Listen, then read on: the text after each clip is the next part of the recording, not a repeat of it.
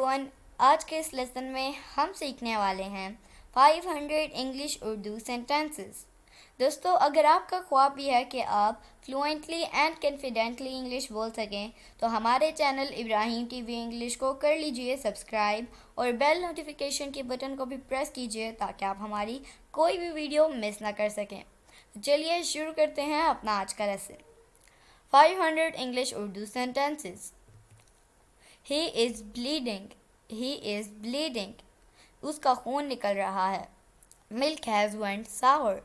Milk has went sour. दूध खराब हो गया है। Let it go. Let it go. जाने दो। I'm afraid of ghosts. I'm afraid of ghosts. मुझे भूतों से डर लगता है। Believe in yourself. Believe in yourself. खुद पर यकीन रखो। Who are you going with? Who are you going with? तुम किसके साथ जा रहे हो? I'm going with him. I'm going with him. मैं उसके साथ जा रहा हूँ। The power went out. The power went out. बिजली चली गई है। He didn't photograph well. He didn't photograph well. उसने अच्छे से तस्वीर नहीं ली। The power is out. The power is out. Light नहीं है।